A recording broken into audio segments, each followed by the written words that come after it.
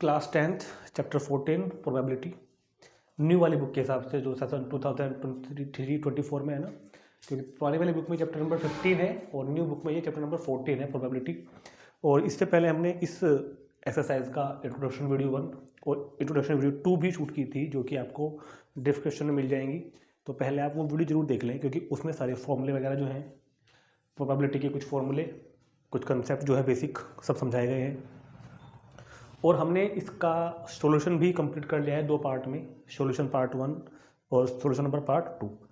आज हम इसके एग्जाम्पल शुरू कर रहे हैं क्लास 10th के, जो इसके एग्जाम्पल हैं। कुछ मुझे लगता है कि 12 या 13 करके एग्जाम्पल कुछ होंगे। तो एग्जाम्पल हम आज इसके स्टार्ट करेंगे। बहुत ही इसके इंपॉर्टेंट एग्जाम्पल हैं, समझने वाले हैं। एग्जाम्पल भी एग्जाम में आ जाते हैं और एग्जाम्पल एग्जाम में ना भी आए एग्जाम्पल जो है, मगर कुछ फॉर्मूले को और कुछ प्रोबेबिलिटी के जो बेसिक रूल्स हैं उनको क्लियर करने के लिए बहुत ज़रूरी है एग्जाम्पल को करने। ठीक, तो फिर भी मैं पहले सजेस्ट करूंगा कि जिन्होंने अभी इंट्रोडक्शन वीडियो नहीं देखी है वो जरूर देख लें पहले एक बार, क्योंकि यहाँ पर कुछ चीज़ें होंगी जो मैं डायरेक्ट अप्लाई कर दूंगा और उनको मैंने डिटेल में बहुत अच्छे से वहाँ पर समझाया हुआ है। ठीक है, तो वो जरूर देख लेंगे एक बार हम लोग। अब सबसे पहले आते हैं, हम अपनी बुक में आ जाइएगा। एग्जाम्पल नंबर 1 ये लिखा आपके सामने, find the probability of getting a head when a coin tossed once. When a coin tossed once, तो याद करो एक बार, when a coin tossed one, जब एक कॉइन को एक बार टॉस करते हैं तो सैंपल स्पेस, सैंपल से मतलब total number of possible outcome, जो भी पॉसिबल आउटकम बन सकते हैं कितने बनेंगे। एक बार टॉस करना है एक कॉइन को, ये मैंने आपको एक बार टॉस करना हो या 2 बार टॉस करना हो या 3 बार टॉस करना हो, सब कुछ समझाया हुआ है अच्छे तरीके से। डायरेक्ट कैसे लिखते हैं इस चीज़ को कि एक बार टॉस करेंगे तो 2 पॉसिबिलिटी हैं, हेड या टेल। अगर 2 बार टॉस करते हैं तो head head, head tail, tail head, tail tail. 3 बार करते हैं तो उसका बनता है 8, उसके बनते हैं 8 केस, HHT, इस तरह से सब कुछ मैंने आपको पहले ही इंट्रोडक्शन वीडियो में समझाया गया है। ठीक है, तो when a coin tossed once, sample space is equal to head और टेल, तो 2 ही तो पॉसिबल चांसेस हैं यहाँ पे। Find the probability to getting a head, तो यहां पर देखना है कि number of total outcome, number of total outcomes is equal to कितने हैं, 2। 2 तो केस बन रहे हैं, या तो हेड टेल। और किसी भी इवेंट की प्रोबेबिलिटी फाइंड करने का जो फॉर्मूला है, जो मैंने आपको पहले सब कुछ समझाया है अच्छे तरीके से, वो क्या फॉर्मूला है हमारे पास, number of favourable outcomes upon number of total outcome. तो टोटल आउटकम कितने हैं यहाँ पर हमारे पास, 2। तो प्रोबेबिलिटी फाइंड करनी है। देखो ये तरीका है लिखने का, चाहो तो पूरा लिखो लैंग्वेज में, probability to getting a head, या ऐसा लिख लो P स्टैंड फॉर प्रोबेबिलिटी, और जो हम इसके अंदर लिखेंगे ब्रैकेट के अंदर उस इवेंट की प्रोबेबिलिटी।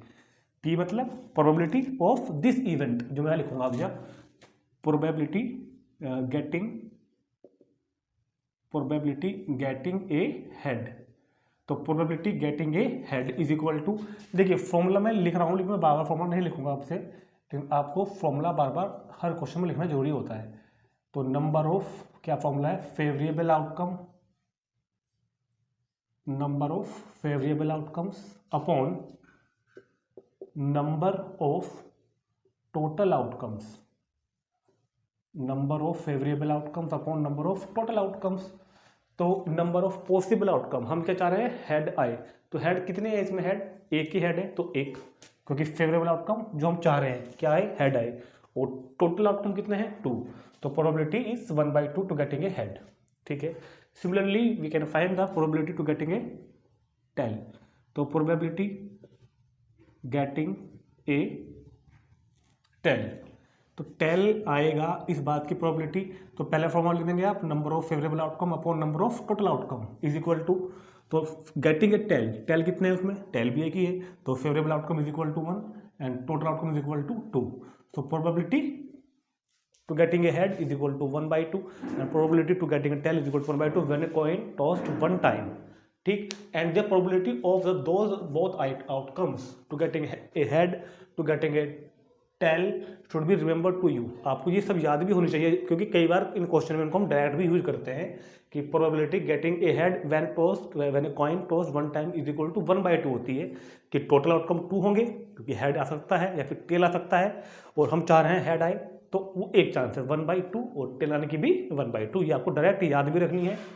इन्हीं को बोलते हैं इक्वली लाइकली आउटकम्स। ये मैंने आपको एक बार पहले जब इंट्रोडक्शन वीडियो समझाई थी ना, तो समझाया था कि कुछ इवेंट या 2 इवेंट, दो से ज़्यादा इवेंट, 2 और more event is set to be equally likely events if the probability of all events are equal. अगर 2 इवेंट्स की होने की प्रोबेबिलिटी इक्वल है, 1/2 1/2 है ना, तो इनको बोलते हैं equally likely event. Equally likely event भी इन्हीं को बोलते हैं जिनकी प्रोबेबिलिटी इक्वल हो, 1/2 1/2, तो इनको क्या बोलते हैं? Equally likely event. ठीक, तो इस एग्जाम्पल में हमने एग्जाम्पल तो किया ही है, साथ साथ हमको ये याद भी रखना पड़ेगा कि गेटिंग एक हेड आने की प्रोबेबिलिटी 1/2 होती है, एक टेल आने की प्रोबेबिलिटी 1/2 होती है, और इन्हीं को बोलते हैं equally likely event.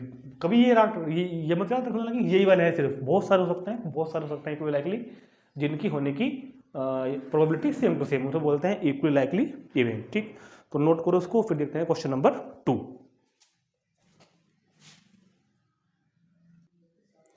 Example number 2 पढ़ेंगे अब हम। ए bag contain a red ball, A blue ball and A yellow ball, all the ball being the same size. 3 ball है हमारे पास एक बैग के अंदर, एक बैग है, उस बैग के अंदर 1 बॉल रेड है, 1 red ball, 1 blue ball, 1 yellow ball, तो टोटल बॉल कितनी हो गई? 3 ball are in the bag, total ball is the 3। ठीक है, तो ये जो 3 है काम करेगा टोटल पॉसिबल आउटकम का, क्योंकि यहाँ पे क्वेश्चन में क्या कह रहा है आगे, Kritika takes out a ball from the bag. Kritika bag से एक बॉल को बाहर निकालती है विदाउट लुकिंग इनटू इट, उसके अंदर देखे बिना, मतलब कि रैंडमली निकाल रही है वो उसको, तो बॉल कोई सी भी निकल कर सकती है ना। What is the probability that she takes out the first part में येलो बॉल। तो फर्स्ट पार्ट में क्या बताना है हमको? Probability getting a yellow ball, probability getting a yellow colour की बॉल। तो क्या फॉर्मूला बताया था मैंने? Number of favourable outcome upon number of total outcome.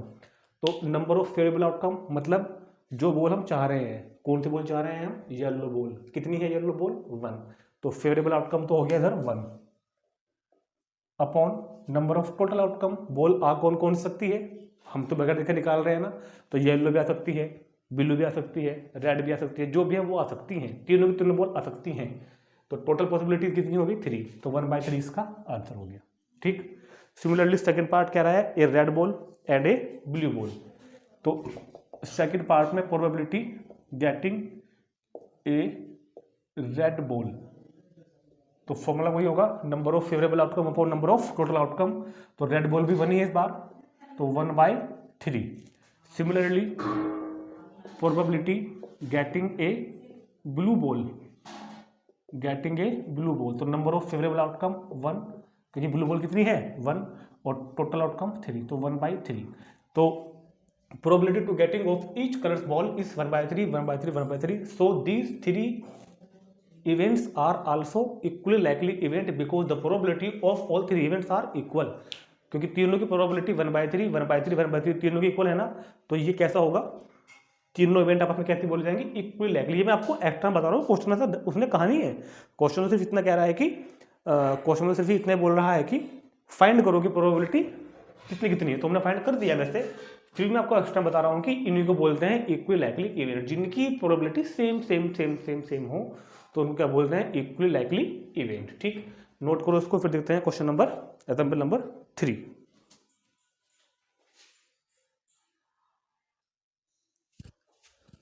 Example number 3, suppose we throw a dice 1, suppose we throw a dice 1, तो when we throw a dice 1, तो what total outcome to become. जब एक dice को एक बार throw करते हैं तो total outcome क्या क्या बनेंगे बताइए सबको? 1 2 3 4 5 एंड 6। तो टोटल पॉसिबल आउटकम जो होंगे, जो नंबर ऑफ सैंपल स्पेस होगा is equal to 6 when it dice throw 1। जब एक डाइस को एक बार थ्रो करते हैं तो जो टोटल पॉसिबल आउटकम्स है वो होते हैं 1 2 3 4 5 एंड 6। अब आगे क्या पूछ रहा है क्वेश्चन में? What is the probability of getting a number greater then 1। क्या प्रोबेबिलिटी होगी, एक नंबर ग्रेटर देन 1। तो जो टोटल आउटकम्स है हमारे पास वो है 1 2 3 4 5 6, यानी कि 6 टोटल आउटकम है। तो क्या बताना है पहले पार्ट में, probability getting a number, probability getting a number greater than 4, greater than 4। Probability बतानी है ए नंबर की जो ग्रेटर देन 4 हो। तो क्या फॉर्मूला है हमारे पास, number of favourable outcome upon number of total outcomes. तो favourable outcome number greater than 4, तो नंबर ग्रेटर देन 4 4 से बड़े, ग्रेटर देन 4 मतलब 4 से बड़े नंबर। तो 4 से बड़े नंबर कौन कौन से हैं यहाँ पर, 5 और 6। 4 से बड़े नंबर कौन कौन से भाई यहाँ पर, 5 और 6। तो फेवरेबल आउटकम तो ये 2 हो गए ना, तो फेवरेबल आउटकम 2, और टोटल आउटकम कितने हैं, ये सारे हैं 6, 2/6 इज इक्वल टू 1/3। तो नंबर ऑफ फेवरेबल आउटकम मतलब ग्रेटर देन 4 मतलब 5 और 6 यानी कि 2, और टोटल आउटकम 6। ठीक है, नेक्स्ट पार्ट इसी में पूछ रहा है आगे कि probability getting a number less than और equal to 4, probability getting a number, probability getting a number less than and equal to 4, that is less than भी हो और equal to भी हो 4 के, 4 से less than भी हो that is करके मतलब 1 to 3 हो, और 4 भी हो इक्वल भी हो। तो प्रोबेबिलिटी पूछी है कि getting a number less than and equal to 4, less than and equal to 4 का मतलब 1 2 3 4 की। तो कितने होंगे इस बार फेवरेबल आउटकम्स, तो फॉर्मूला क्या होगा, नंबर ऑफ फेवरेबल आउटकम यानी कि 4 भाई 1 2 3 4, तो 4 तो फेवरेबल आउटकम, टोटल आउटकम कितने हो गए 6 इज इक्वल टू 4/6, कैंसिल करो 2/3। तो इसका आंसर कितना होगा 2/3। स्वयं आगे को मुझे लगता है नोट करो इसको, फिर देखते हैं एग्जाम्पल नंबर 4। एग्जाम्पल नंबर 4 बहुत ही इंपॉर्टेंट एग्जाम्पल है। इसके लिए आपको ताश की जो गड्डी होती है, डेक ऑफ 52 कार्ड्स जो होती है, उसकी पूरी डिटेल पता हो, जो मैंने आपको बहुत अच्छी तरह समझाई हुई है इंट्रोडक्शन वीडियो पार्ट 2 में, और एक्सरसाइज के क्वेश्चंस में समझाई हुई है। तो यहाँ पर मैं उसमें ज़्यादा टाइम नहीं लूँगा, फिलहाल आपका डिटेल पता हो आपको कि कितने पत्ते रेड हैं, कितने ब्लैक हैं, S, diamond, heart, club, king, queen वगैरह वगैरह सब पता होना चाहिए। तो फिलहाल क्या था, पढ़ो एक बार क्वेश्चन में, 1 card is draw from a well shuffled deck of 52 card, 52 cards की वेल सफल गड्डी में से एक पत्ता ड्रॉ किया, तो चांसेस है कितने टोटल, पत्ता तो कोई भी एक निकल के आ सकता है ना, तो 52 चांसेस आर देयर, हमारे पास यहाँ पर 52 चांसेस हैं। तो क्या लिखेंगे, when card is draw from a well shuffled deck of 52 card then number of possible outcome, यानी कि शॉर्ट में क्या लिख देंगे उसको मैं, number of S is equal to 52। तो टोटल पॉसिबल आउटकम्स जो होंगे यहाँ पर 52 होंगे, क्योंकि कोई भी एक कार्ड निकल के आ सकता है। समझ में आ गई होगी बात। अब कह रहा है कि calculate the probability that card will be an ace, तो probability card will be, probability card will be an ace, card एक एस हो, एस बोलते हैं इक्के को, हिंदी में बोलते हैं इक्का, सुना होगा आपने इक्का। तो ताशी गड्डी में जो इक्के होते हैं यानी जो एस होते हैं वो 4 होते हैं, ये मैंने आपको समझाया था सबसे पहले। तो नंबर ऑफ फेवरेबल आउटकम, तो यहाँ पहले आप लिख लो ऊपर भी एक बात और, नंबर ऑफ एस, तो number of S is equal to कितना हो गया 4, तो फेवरेबल आउटकम कितना है 4, number of favourable outcome is equal to 4 upon number of total outcome is equal to 52। तो 4 1 जा 4 और 13 जा 1/13, तो card will be an ace, the probability is 1/13। स्वयं आ गया ना, एज 4 है, टोटल पत्ते 52 हैं, तो फेवरेबल आउटकम 4 हुआ और नंबर ऑफ टोटल आउटकम 52 हुआ, 4/52 इज इक्वल टू 1/13। इसी का बी पार्ट कह रहा है कि not be an ace, second part probability card not be an ace, card ace ना हो, तो फिर से यही फॉर्मूला लगाएंगे हम, number of favourable outcomes, number of favourable outcomes upon number of total outcomes. तो देखो वैसे तो अभी ना मैं आपको इस एग्जाम्पल में ही अभी एक बात और समझाऊंगा, यहाँ पर बहुत अच्छी बात है, पहले इसको कर लेते हैं। तो card not be an ace, तो कितने कार्ड ऐसे हैं जो एस नहीं है, 52 कार्ड में 4 कार्ड तो एस हो गए, 4 तो एस हो गए, बाकी जो 48 कार्ड हैं वो कैसे हैं, जो एस नहीं है। तो नंबर ऑफ फेवरेबल आउटकम कितना हुआ इस बार 48, क्योंकि 48 कार्ड एस नहीं होते हैं, 52 में से 4 इक्के हैं, 48 इक्के नहीं है, और टोटल आउटकम कितने हैं 52। तो डिवाइड करो 4 से, 12 टाइम 4 से करो तो 30, तो ये इसका भी आंसर आ गया। ठीक, इस क्वेश्चन को हम ऐसे भी कर सकते थे। देखो सुनो ध्यान से, एक बात समझने की है, मैं आपको समझाया था कॉम्प्लीमेंट्री इवेंट की, अगर कोई इवेंट ई है, कोई इवेंट अगर ई है तो ई के ई तो है, ई तो एक इवेंट है, और वो इवेंट जो ई के ना होने पे हो, ई के ना होने पे जो इवेंट होती है उसको बोलते हैं ई की कॉम्प्लीमेंट्री इवेंट। क्या बोलते हैं? ई की कॉम्प्लीमेंट्री इवेंट, जिसको नोट किससे करते हैं हम लोग? ई डैश से, या फिर किसे नोट करते हैं उसको? बार ई से। तो जब हमने, अगर मैं यहाँ पे ये कहूँ कि जो ई है, ई को मैंने क्या मान लिया? एन एस, कार्ड कैसा हो? एस हो, तो ई का कॉम्प्लीमेंट्री मतलब जो ई अगर नहीं हुआ, अगर ई नहीं होता है तो ई का कॉम्प्लीमेंट्री कौन होगा? नॉट एस, मतलब इसका अपोजिट जो होगा। और इसका आपको एक फॉर्मूला लिखवाया गया था, probability of E plus probability of bar E is equal to 1। तो अगर हम इस कंसेप्ट को भी यहाँ यूज करते हैं तो हम इस क्वेश्चन को ऐसे भी कर सकते हैं। हमने मान लिया ई क्या है? ई है an ace, card an ace, तो प्रोबेबिलिटी ऑफ ई कितना होगा? वही फॉर्मूला लगाया जाएगा, number of favourable outcome 4 upon number of total outcome 52 is equal to 1 upon 13। अब कौन सी निकालनी है? प्रोबेबिलिटी नॉट एन एस, पता एस का ना हो, यानी कि कौन सी निकालनी है? ई की कॉम्प्लीमेंट्री निकालनी है। और जब ई की कॉम्प्लीमेंट्री निकालनी हो तो याद करो क्या फॉर्मूला बताया था मैंने आपको? 1 माइनस पी ई बताया था। क्या सबको समझाया था मैंने आपको इंट्रोडक्शन वीडियो में?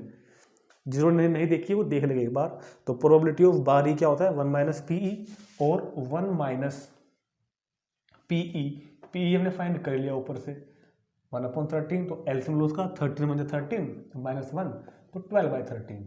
तो ये भी हम इसको कर सकते थे इस तरीके से कॉम्प्लीमेंट्री इवेंट के केस में। यहाँ पर तो जो क्वेश्चन ये तो सिंपल इवेंट है, ये तो एक इवेंट है ही, और ये जो इवेंट है एस ना होना, ये इसकी कॉम्प्लीमेंट्री इवेंट है। तो कॉम्प्लीमेंट्री इवेंट के फॉर्मूले से भी हम इसको कर सकते थे इजीली। अब कोई प्रॉब्लम नहीं, चाहे ऐसे कर लें चाहे कॉम्प्लीमेंट्री इवेंट वाले तरीके से कर लें। ठीक, नो डाउट, नोट करो इसको तुरंत। फिर देखते हैं नेक्स्ट एग्जाम्पल नंबर 5। अब देखते हैं एग्जाम्पल 5, और ये जो एग्जाम्पल 5 है ना, ये हमारा कॉम्प्लीमेंट्री इवेंट जो मैंने आपको भी समझाया था एग्जाम्पल 4 में, उसी के ऊपर बेस्ड है। तो कह रहा है कि 2 player Sangeeta and Reshma play a tennis match. Sangeeta and Reshma एक प्लेयर है और मैच खेल रहे हैं। It is known the probability of Sangeeta winning the match. Sangeeta के मैच जीतने की प्रोबेबिलिटी 0.62 गिवन है। What is the probability Reshma winning the match? तो पहले हमने क्या मान लिया? S stands for Sangeeta and R stands for Reshma. Sangeeta and Reshma denote the events, R and S denote the events that Sangeeta wins the match and Reshma wins the match respectively. Question तो केवल एक line का ही हमारा समझने का है। एस क्या है? संगीता का मैच जीतना, एस नोट करता है, और आर क्या है? रेशमा का मैच जीतना। तो गिवन क्या है? प्रोबेबिलिटी एस, एस की प्रोबेबिलिटी शॉर्ट में लिखा मैंने, probability of S for probability to Sangeeta wins the match. P S stands for probability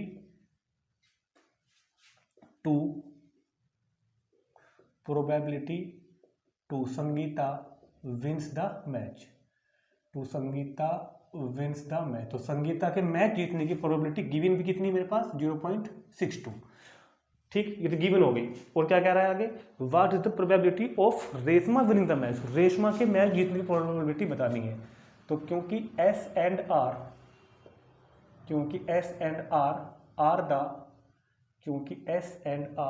are the complementary event. क्या ये दोनों कॉम्प्लीमेंट्री इवेंट हैं? यस, बिल्कुल है।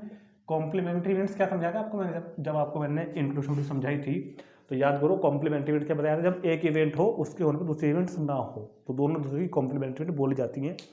रेशमा मैच खेल रही है और संगीता मैच खेल रही है, तो जीतती है तो कोई एक ही। अगर एक मैच जीत रही है तो दूसरा प्लेयर मैच नहीं जीत रहा है, तो मतलब दोनों दूसरे के कॉम्प्लीमेंट्री है, अपोजिट है दूसरे के, कॉम्प्लीमेंट्री इवेंट बोलते हैं इनको। जब एक काम हो उसके साथ दूसरा वाला ना हो तो उसको बोलते हैं कॉम्प्लीमेंट्री इवेंट।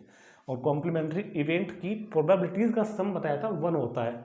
सो इसलिए probability of S plus probability of R is equal to 1 होगा। ये मैंने आपको फॉर्मूला बताया था कि दो इवेंट्स अगर कॉम्प्लीमेंट्री हैं तो उनका सम 1 होता है। यहाँ पर 0.62 गिवन है किसकी? संगीता की। तो 1 माइनस पी एस कर देंगे ना, इसको हमने उधर भेज दिया, इसको उधर भेज देना हमने। तो प्रोबेबिलिटी ऑफ आर मतलब कि रेशमा के मैच जीतने की प्रोबेबिलिटी कितनी हो जाएगी 0.38। ये इस क्वेश्चन का आंसर आ गया। तो यहाँ पे हमने कंसेप्ट लगाया कॉम्प्लीमेंट्री इवेंट का। कॉम्प्लीमेंट्री इवेंट्स 2 इवेंट्स होती हैं, एक ए एक बी। अगर एक हमने ये मानना है, मान लो ए ई या बारी मान सकते हैं, तो उनकी प्रोबेबिलिटी सम 1 होता है, तो वो हमने यूज किया यहाँ पर और फाइंड कर ली probability to win the match of Reshma. ठीक। नंबर 6 भी कुछ इसी तरह का क्वेश्चन है। Savita and Hamida are friend. Savita और हमीदा दोनों फ्रेंड हैं। What is the probability that both will have different birthday. क्या प्रोबेबिलिटी होगी दोनों का बर्थडे डिफरेंट हो, अलग अलग हो। सेकंड क्या है, सेम बर्थडे और इग्नोरिंग ए लीप ईयर। तो जो बर्थडे की बात की है, क्योंकि अब जब हम बर्थडे की बात कर रहे हैं ना, तो हम यहाँ पर दिन देखना है कि एक साल में 365 दिन होते हैं। अगर वो नॉन लीप ईयर है, अगर लीप ईयर है तो 366 डेज होंगे। तो वहाँ पे साफ लिखा हुआ है avoid ignoring the a leap year. Leap year को छोड़ दो, सिंपल वाले ईयर की बात कर रहे हैं, सिंपल वाले की 365 डेज हमको कंसिडर करना है। तो if Savita and Hamida are friend, Savita and Hamida दोनों फ्रेंड हैं। What is the probability that the both will have same birthday. तो क्या कह रहा है कि दोनों बर्थडे सेम होगा तो प्रोबेबिलिटी फाइंड करनी है, और दोनों का बर्थडे अलग होगा तो भी प्रोबेबिलिटी हमें इसमें फाइंड करनी है। ठीक। तो अब इस क्वेश्चन को हम इस तरह से समझेंगे। दो फ्रेंड है Savita and Hamida, 2 friends are there, Savita and Hamida. तो पहले क्वेश्चन को मैं आपको वैसे हम समझा देता हूँ, फिर करेंगे कैसे लिख के बाकायदा समझाऊंगा। तो पहले हम किसी भी एक को पकड़ लो, इनमें सविता को पकड़ लो। सविता का बर्थडे साल के कितने 365 डेज होते हैं ना, तो क्या पॉसिबिलिटी है सविता का बर्थडे कब होगा, हमको पता नहीं है, हम एक अंदाजा लगा रहे हैं। मतलब हमको टोटल आउटकम देख रहे हैं ना सविता के लिए, तो हम बात कर रहे हैं पहले सविता के लिए। सविता के लिए जो बर्थडे है सविता का हमको पता नहीं है, मान लो हमको सविता का बर्थडे पता नहीं है कब है। तो पॉसिबिलिटीज इसका बर्थडे कब कब होने की है, 1 जनवरी को, 2 जनवरी को, 3 जनवरी को, 4 जनवरी को, 5 जनवरी को, 6 जनवरी को। इस तरह साल के 1 से लेके और 1 जनवरी से लेके और 31 दिसंबर तक 365 डेज में इसका बर्थडे किसी न किसी एक दिन तो होगा। सविता का बर्थडे किसी न किसी एक दिन तो होगा ना। तो सविता, पहले हम बात सविता की कर रहे हैं इसकी, कि सविता का बर्थडे साल के किसी भी एक दिन हो सकता है। तो Savita birthday can also be, तो हम शुरू करते हैं यहाँ से। Savita's birthday can also be, Savita's birthday can also be any day of 365 days. Savita का बर्थडे 365 दिनों में से किसी भी एक दिन हो सकता है। तो ये तो हमारे पास काम करेगा यहाँ पर नंबर ऑफ टोटल आउटकम्स का। ये चीज़ हमारे पास किस चीज़ का काम करेगी यहाँ पर, नंबर ऑफ टोटल आउटकम्स का। किस चीज़ का काम करेगी तो हमारे पास यहाँ पर number of total outcome is equal to 365। पहले हमने किसी, यहाँ पर हम हमीदा भी ले सकते थे, सविता भी ले सकते थे, किसी भी एक को हमने ले लिया। ये हम पहले फर्स्ट पार्ट कर रहे हैं। फर्स्ट पार्ट मतलब जिस पे क्या कह रहा है कि डिफरेंट बर्थडे जो है इनका वो डिफरेंट डेट पे हो। अब सपोज करो कि सविता का बर्थडे जो हमने 365 दिनों में से किसी भी होगा तो किसी एक दिन पे, मान लो डेट कोई भी है, मान लो रैंडमली वो डेट 8 जून है, 8 जून है वो डेट कौन सी है, 8 जून वो डेट है जो सविता का बर्थडे है। अब हम क्या चाह रहे हैं कि हमीदा का बर्थडे डिफरेंट डेट पे हो। ये तो चाह रहे हो आप लोग, क्वेश्चन में क्या लिखा साथ साथ पढ़ो, डिफरेंट डेट पे हो, डिफरेंट बर्थडे। हम चाह क्या रहे हैं कि हमीदा का बर्थडे और सविता का बर्थडे सेम डेट पर ना हो। अब हमीदा का बर्थडे इस 8 जून के अलावा जो 364 दिन बचे उन दिनों में हो। नहीं समझ में आई बात भाई? पहले हमने सविता का बर्थडे मान लिया कि सविता का birthday can also be any day of 365 days, 365 दिनों में से किसी भी एक दिन सविता का बर्थडे हो सकता है पूरे साल में, 1 जनवरी से लेकर 31 दिसंबर तक। तो नंबर ऑफ टोटल आउटकम मेरे पास कितने होंगे यहाँ पर, 365। ये बात किसकी होगी, सविता की। अब मैं क्या चाह रहा हूँ, अब हम क्या चाह रहे हैं कि हमीदा का बर्थडे सविता से डिफरेंट डेट पे हो। तो सविता का बर्थडे इन 1 से लेकर और 31 दिसंबर तक जो 365 दिन गए हैं, इनमें से किसी ना किसी एक डेट को तो होगा। मान लो डेट 8 जून है, हम कह रहे हैं कि डिफरेंट डेट पे हो, तो हम ये चाहते हैं कि हमिदा का 8 जून को ना हो, बाकी 364 पे कभी भी होता रहो हमारी तरफ से। हमिदा का बर्थडे इस 8 जून को ना हो बस, ठीक। हमिदा का बर्थडे किस डेट पे ना हो, 8 जून पे ना हो, ठीक। तो if हमिदा's birthday different from Savita, if Hamida's birthday different from Savita, अगर हमिदा का बर्थडे सविता से डिफरेंट हो, अगर हमिदा का बर्थडे सविता से डिफरेंट हो, then number of favourable outcome, then number of favourable outcome जो हम चाह रहे हैं, मान लो number of favourable outcomes is equal to इन 365 में से वो वाला 1 दिन घटा दो जिस दिन सविता का बर्थडे हो चुका, मान लो 8 दिन का घटा दो, तो बाकी के 364 दिनों में सविता का बर्थडे होता रहो, हमिदा का बर्थडे हो जाओ, ठीक। तो अब उनका बर्थडे डिफरेंट डेट पे पड़ेगा, तो प्रोबेबिलिटी इस बात की क्या होगी, different birthday, probability of different birthday कि दोनों का बर्थडे डिफरेंट डेट पे हो। फॉर्मूला लगाओ आप, number of favourable outcomes upon number of total outcome.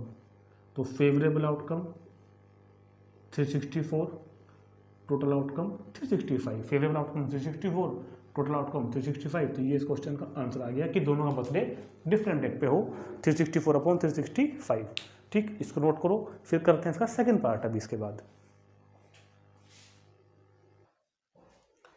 अब इसका सेकंड पार्ट जो है, द सेम बर्थडे, दोनों का बर्थडे सेम डेट पे हो। अब दोनों का बर्थडे सेम डेट पे हो,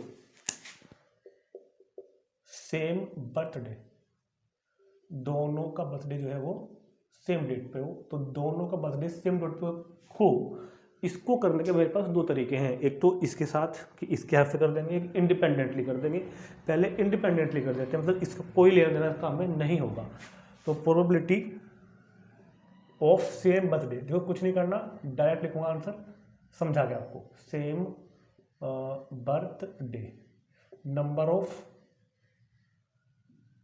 फेवरेबल आउटकम वो लिखेंगे अपने आप, upon number of total outcome, ठीक। नंबर ऑफ फेवरेबल आउटकम और नंबर ऑफ टोटल आउटकम। अभी जब मैंने आपको ये पार्ट समझाया था, तो सबसे पहले हमने बात की थी सविता के बर्थडे की, कि सविता का बर्थडे 365 डेज में से किसी भी दिन हो सकता है। तो नंबर ऑफ टोटल आउटकम तो यहाँ पर क्या रहेंगे, 365 रहेंगे, क्योंकि सविता का बर्थडे तो साल के 365 में से किसी भी एक दिन हो सकता है। और वो डेट मैंने क्या मानी थी, 8 जून, याद करो थोड़ी देर पहले मैंने वो डेट क्या मानी थी, 8 जून, कि 365 डेज टोटल आउटकम है। और अब बर्थडे सेम हो, मतलब हमिदा का भी इसी तारीख को हो। अब तो फेवरेबल आउटकम सिर्फ एक रह गया आपके पास। सोचने की जो बात है, जो चांसेस वाली बात है, वो तो हमने सिर्फ सविता के लिए ली है, कि पहले बात कर रहे हैं सविता के लिए, कि सविता का जो बर्थडे है वो 365 डेज में से किसी भी एक दिन हो सकता है। तो इस टोटल आउटकम है 365। अब इन 365 में मान लो वो जो डेट है, जिस डेट को सविता का बर्थडे हो रहा है एक्चुअल में, वो डेट मान ली मैंने 8 जून है। अब हमिदा का कब चाह रहे हैं हम, सेम बर्थडे हो, हमिदा का भी इसी दिन हो। तो अब आपके पास फेवरेबल आउटकम सिर्फ एक ही है, 8 जून 1। तो क्या होगा क्वेश्चन का answer, number of favourable outcome upon number of total outcome. आज बात समझ में, क्योंकि हमिदा के लिए तो कुछ सोचना ही नहीं है ना हमें, क्योंकि हमिदा का तो उस दिन ही होना जिस दिन सविता का होना है। सविता के चांसेस कितने हैं, 365, और जोन से भी 365 में से जिस दिन भी एक दिन सविता का बर्थडे है उस दिन हमिदा का होना है, तो 1/365। या तो इंडिपेंडेंटली ऐसे कर लो, या फिर कर लो कॉम्प्लीमेंट इवेंट के तरीके से, क्योंकि दोनों का बर्थडे सेम डेट पे होना, दोनों का बर्थडे सेम डेट पे होना और दोनों का बर्थडे डिफरेंट होना एक दूसरे के कॉम्प्लीमेंट्री इवेंट है। These both event These both events are complementary event. These both events are क्या है ये, कॉम्प्लीमेंट्री इवेंट, क्योंकि जब बर्थडे सेम डेट पे हो रहा है और डिफरेंट डेट पे हो रहा है तो दोनों इवेंट्स क्या क्या कैसी कैसी हैं, कॉम्प्लीमेंट्री इवेंट। और अगर हम इस वाली इवेंट को ई मान लें, डिफरेंट डेट वाले बर्थडे, डिफरेंट डेट वाले को अगर हम ई मान लें तो सेम वाली क्या हो जाएगी, इसका कॉम्प्लीमेंट मतलब बार ई, तो इसका फॉर्मूला क्या होता है 1 माइनस प्रोबेबिलिटी ऑफ ई, और पी ई हमने फाइंड कर ली है, तो 1 माइनस कितना होगा 364 अपॉन 365, तो एलसीएम लेके जब सोल्व करोगे तो क्या आएगा 1 अपॉन 365। तो अगर कॉम्प्लीमेंट्री इवेंट के क्रम से करना है तो ऐसा कर सकते हैं, इंडिपेंडेंटली करना है तो ऐसे कर सकते हैं। अब दोनों तरीके से यूजफुल है, दोनों से करना आना भी चाहिए, ठीक, नोट कर लो इसको। फिर देखते हैं next question.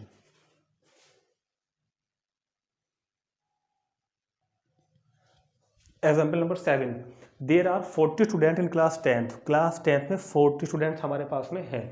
There are 40 students are in the class 10th, तो टोटल स्टूडेंट्स कितने हैं हमारे पास 40, जो हमारा सैंपल स्पेस का टोटल एलिमेंट है। Total student is equal to 40, यानी कि नंबर ऑफ एस जो होगा हमारे पास वो क्वेश्चन में 40 होगा, total possible outcomes. Of class 10th of school whom 25 are girls and 15 are boys, तो number of boys is equal to 15 and number of girls is equal to 25। ये बात समझ में आ गई भाई कि गर्ल्स 25 हैं, बॉयज 15 है। The class teacher has to select one students as a class representative, class representative बनाने के लिए क्लास टीचर को एक स्टूडेंट, कोई एक स्टूडेंट, नोट बॉय और गर्ल नहीं लिखा उसने, किसी एक स्टूडेंट को सिलेक्ट करना है। She write the name of E student on A separate card, उसने 40 के 40 बच्चों के नाम एक अलग अलग कार्ड पर लिख दिए, पहला कार्ड पहले बच्चे का नाम, दूसरे कार्ड पे दूसरे बच्चे का नाम, और 40 के 40 कार्ड्स पर 40 के 40 स्टूडेंट्स के इंडिविजुअली नाम उसने लिख दिए हैं। द कार्ड बीइंग आइडेंटिकल, सब कार्ड देखने में जैसे ही है। The she put card in a bag and क्या कह रहा है स्ट्रीस, अच्छा डैम थ्रोली, और इन सबको एक बैग में लगा अच्छी तरह से मिक्सअप कर दिया है। See then draw one card from the bag, और एक बैग से भाई एक कार्ड ड्रॉ कर रहे हैं। What's the probability the name written on the card is the name of a girl or of a boy. Simple सी बात है, खाम खा लैंग्वेज बनाई हुई कितनी लंबी, तो प्रोबेबिलिटी नेम ऑन कार्ड, यह है first part, probability name on card of a girl, तो सिंपल सी बात होगी number of favourable outcome upon number of total outcome, तो नंबर ऑफ फेवरेबल आउटकम है कितना हुआ 25 गर्ल है तो 25, और टोटल आउटकम कितना हुआ, टोटल बच्चे 40 हैं तो 40, 25 अपॉन 40, 5 से डिवाइड करो, 5 5 जा और 5 8 जा। Similarly second part, probability name on card of a boy, जो कार्ड निकाला है उस पर एक बॉय का नाम हो। नंबर ऑफ फेवरेबल आउटकम, तो बॉयज कितने हैं यहाँ पर 15, तो फेवरेबल आउटकम 15, टोटल आउटकम 40, तो 5 3 जा और 5 8 जा, तो 5/8 और 3/8 दोनों का हमारा क्वेश्चन का यहाँ पे आंसर आ गया है। ठीक, अब देखते हैं एग्जाम्पल 8, ये भी कुछ इस तरीका ही है। Example number 8, a bag contains 3 blue marble, तो blue marble, a bag contain 3 blue marble, bag में के अंदर 3 कितने हैं, ब्लू मार्बल कितने हैं 3, 2 white and 4 red, white marble 2, red marble 4, तो टोटल नंबर ऑफ मार्बल जो कि हमारा number of S, total possible outcome 3 और 2 5 और 4 9, तो ब्लू मार्बल 3 है, राइट मार्बल्स 2 हैं और रेड मार्बल्स कितने हैं 4। If A marble is draw at random from the bag, what the probability that it will be white blue red. ये तो वैसे क्वेश्चन दे दिया उसने, कुछ भी नहीं करना है। तो प्रोबेबिलिटी ऑफ, पहले कह रहा है white marble, probability of white marble, तो वाइट मार्बल के लिए क्या प्रोबेबिलिटी होगी, number of favourable outcome, white कह रहा है, वाइट मतलब 2 अपॉन टोटल आउटकम मतलब 9। सेकेंड पार्ट, ठीक, ये समझ में आ गया होगा, सिंपल क्वेश्चन दिया हुआ है। Probability of A blue marble, probability of A blue marble, तो ब्लू मार्बल के लिए क्या होगा, number of favourable outcome 3, total outcome 9, तो 1/3। और थर्ड कह रहा है प्रोबेबिलिटी ऑफ रेड मार्बल, तो रेड मार्बल के लिए कितना होगा, number of favourable outcome upon number of total outcome 4/9। दोनों क्वेश्चन बहुत ही सिंपल से थे, आसान से होगी, कोई प्रॉब्लम नहीं, नोट कर लो। अब देखते हैं question number next, question number 9। ठीक, इसको भी मैं इधर कर देता हूँ क्वेश्चन नंबर 9 को, चलो छोड़ो ज़्यादा बढ़ जाएगी, इसको रब करते हैं, पहले नोट करो इसको, फिर देखते हैं एग्जाम्पल नंबर 9। क्वेश्चन नंबर 9 पढ़ेंगे अपनी बुक में आप। Harpreet toss two different coins simultaneously से one is ₹1 and other of ₹2। हमें ₹1 से और ₹2 से कोई मतलब नहीं है, बस 2 कॉइन हो। तो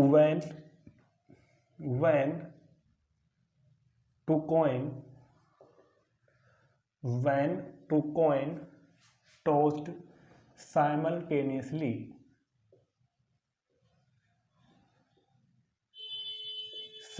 means साथ साथ, when two coin tossed simultaneously then total possible outcome is। जब 2 कॉइन को आप लोग साथ साथ टॉस करोगे तो पॉसिबल आउटकम्स क्या क्या होंगे? Head head, head tail, tail head, tail tail. जब हम 2 कॉइन को एक साथ टॉस करेंगे तो जो टोटल पॉसिबल आउटकम्स होंगे वो आपके सामने है, head head, head tail, tail head और टेल टेल। मतलब number of S is equal to यहाँ पे कितना होगा? 4। ये है number of total possible outcome. अब कह रहा है कि what's the probability that she get at least 1 head, at least 1 head. E हमने कोई इवेंट मान लिए, ऐसे कर लेते हैं क्वेश्चन को, एटलीस्ट, ये क्या है? E event, at least 1 head, at least 1 head मतलब कम से कम 1 हेड जरूर हो। तो एटलीस्ट 1 हेड, देखो एटलीस्ट 1 हेड यहाँ भी है, एटलीस्ट 1 हेड यहाँ भी है, एटलीस्ट 1 हेड यहाँ भी है। क्योंकि कोई बच्चों को ना एटलीस्ट वर्ड का मतलब नहीं समझ आता। एटलीस्ट का होता है कम से कम 1 हेड जरूर हो। कम से कम 1 हेड यहाँ है क्या? एक नहीं कह रहा हूँ मैं, कम से कम 1 कह रहा हूँ। एक तो इन दोनों पे है सिर्फ, कम से कम 1 तो इस पे भी है, कम से कम 1 इस पे भी है, कम से कम 1 इसके पास भी है, कम से कम 1 इसके पास नहीं है। तो जब भी एटलीस्ट आएगा तो 1 वाले भी आएंगे, 2 वाले भी आएगा। तो नंबर ऑफ ई मतलब number of favourable outcome is equal to 3। तो probability of E is equal to number of favourable outcome upon number of total outcome, that is 3/4। तो नोट कर लेंगे इसका आंसर 3/4। ठीक, ये था हमारे पास एग्जाम्पल नंबर 9। अब देखते हैं हम एग्जाम्पल नंबर 10। वैसे तो देखो एग्जाम्पल नंबर 10 और एग्जाम्पल नंबर 11 जो है ना वो एग्जाम पॉइंट ऑफ व्यू से बिल्कुल अनइम्पोर्टेंट है, एग्जाम में नहीं आएंगे। फिर भी अब दिया हुआ तो कर लेते हैं थोड़ा सा, बस मैं आपको ऐसे समझा दूंगा। इन ए म्यूजिकल चेयर गेम आप समझते ही हैं, आजकल बहुत ज़्यादा चल रहा है। The person playing the music has been advise to stop playing the music at any time within 2 minute. समझना ध्यान से, जो ये इस गेम को ऑपरेट कर रहा है ना, जो ये गेम को ऑपरेट कर रहा है उसको कहा गया है कि जो 2 मिनट का टाइम पीरियड मिलेगा, एक 0 सेकंड से लेकर 2 मिनट तक का एक टाइम पीरियड मिलेगा। उस टाइम पीरियड में कभी भी कहीं भी म्यूजिक को स्टॉप कर सकते हैं, ये लिखा हुआ है साफ साफ। In a musical chair game the person playing the music, जो पर्सन म्यूजिक को प्ले कर रहा है, has been advised to stop playing the music at any time within 2 minute after she starts playing. तो ये मैंने मान लिया, तो क्वेश्चन समझने का है सिर्फ, ये हमने मान लिया कि ये यहाँ से यहाँ तक का पूरा पीरियड 2 मिनट्स का है, 2 मिनट्स का। ठीक, और इसको ये कहा गया है कि जैसे ही म्यूजिक प्ले होगा ना तो यहाँ से लेके और इस 2 मिनट तक के पूरे पीरियड में कहीं भी म्यूजिक स्टॉप हो सकता है।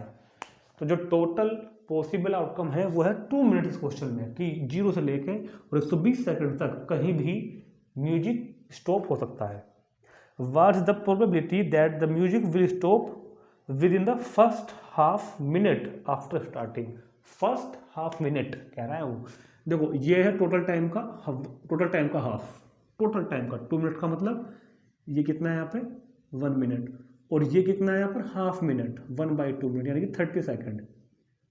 ये कितना है 30 सेकेंड, ये 30 सेकेंड, ये नेक्स्ट 30 सेकेंड, ये नेक्स्ट 30 सेकेंड, ये नेक्स्ट 30 सेकेंड। भाई तो 2 मिनट को मैंने 30 सेकेंड डिवाइड कर देना 4 देंगे। तो म्यूजिक इस इंटरवल में ही हमारा स्टॉप हो, इस बात की क्या प्रोबेबिलिटी होगी ये बताना है। तो म्यूजिक स्टॉप होने के चांसेस टोटल कहाँ से कहाँ तक है? 0 से लेके यहाँ तक के। तो ये तो है टोटल पॉसिबल आउटकम्स, और जो इतना है जो फेवरेबल आउटकम जो वो चाह रहे हैं, फेवरेबल आउटकम, ये मेरा फेवरेबल आउटकम है, इतना पोर्शन ये फेवरेबल आउटकम है, और ये यहाँ से यहाँ तक का टोटल आउटकम है, ये सारा सारा टोटल आउटकम है, और ये मेरे पास यहाँ पर क्या है, फेवरेबल आउटकम है। तो बस कुछ नहीं करना क्वेश्चन में, सिंपल सी बात है, प्रोबेबिलिटी ऑफ ई मान लेते हैं इस इवेंट को हम। अगर हम इस इवेंट को ई मान लें, प्रोबेबिलिटी ऑफ ई, तो क्या होगा, नंबर ऑफ, तो फॉर्मूला जैसा लिखा है ना, distance favourable to event E.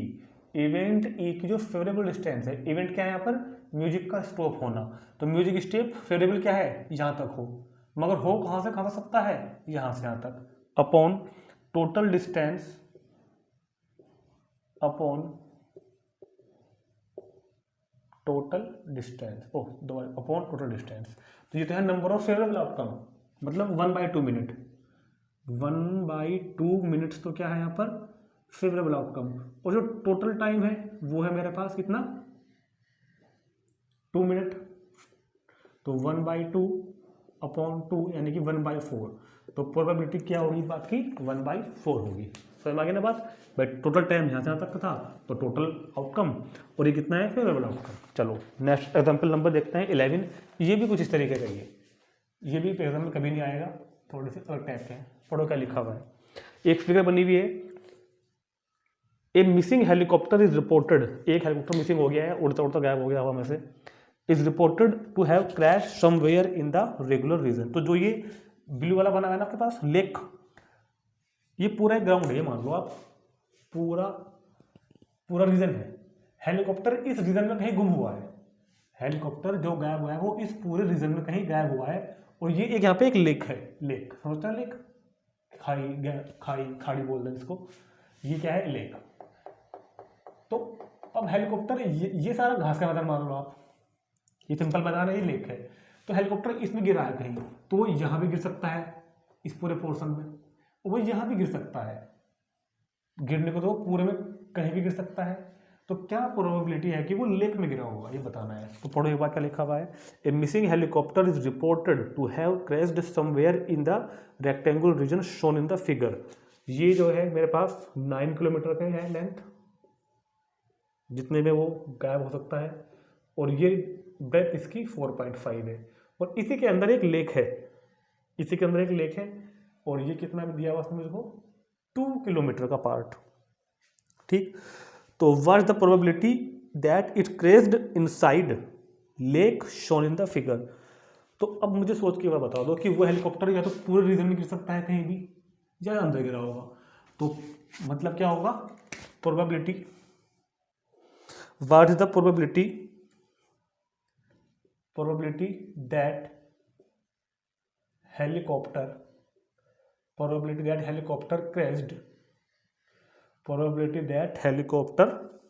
crashed inside the lake, तो टोटल आउटकम यहाँ पे क्या है, देखो ऐसा क्वेश्चन हमने एक्सरसाइज में भी किया था। फॉर्मूला क्या होता है हमारे पास, number of favourable outcome upon number of total outcome.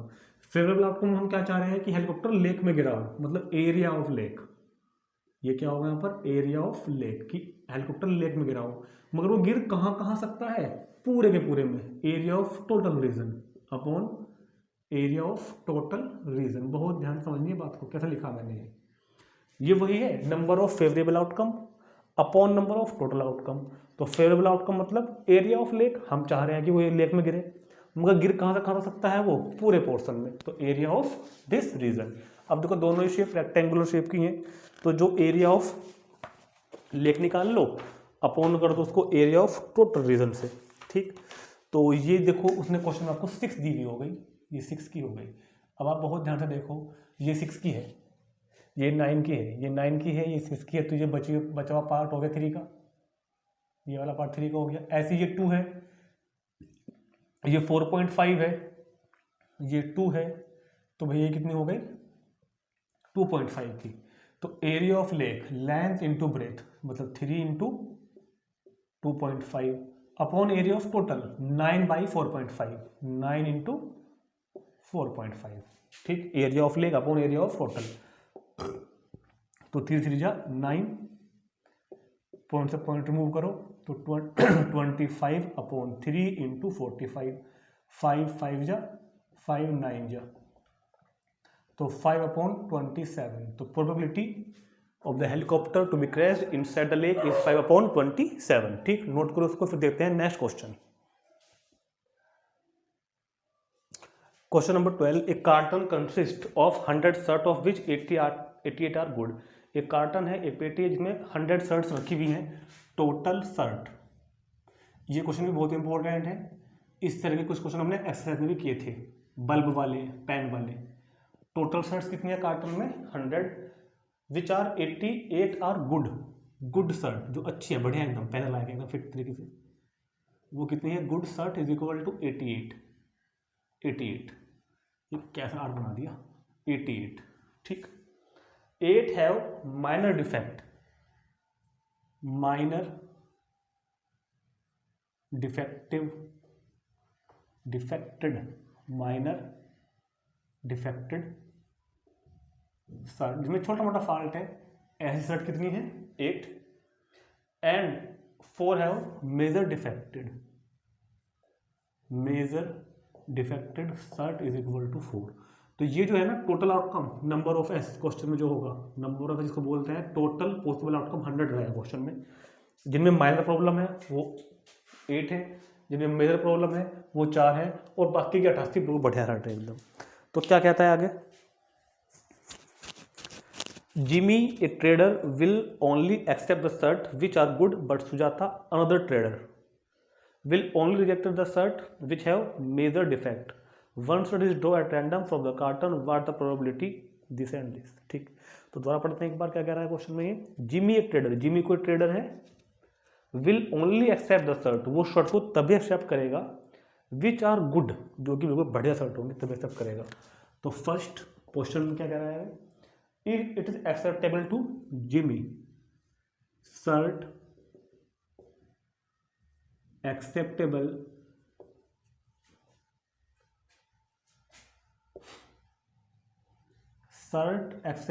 acceptable to Jimmy. Jimmy shirt को कब एक्सेप्ट कर रहा है?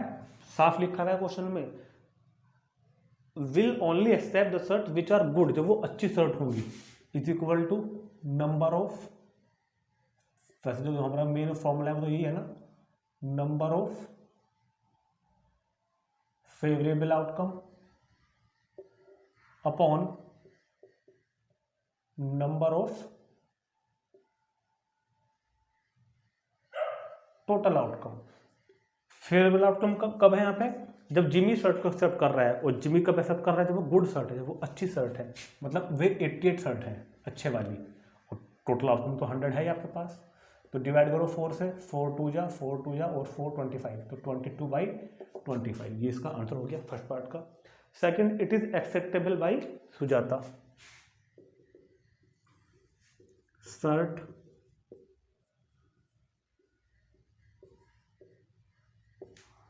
Shirt acceptable to Sujata. Sujata shirt को कब एक्सेप्ट करेगी?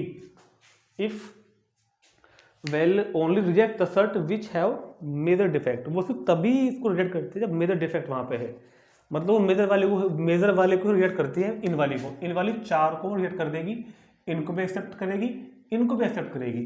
तो इस बार नंबर ऑफ फेवरेबल आउटकम कितना बना? 88 + 8, ठीक, अपॉन टोटल आउटकम तो 100 था ही भाई। सुजाता का तभी तो रिजेक्ट कर रही है जब उसमें मेजर फॉल्ट है, माइनर तो झेल लेगी वो, और बड़े तो ले लेगी।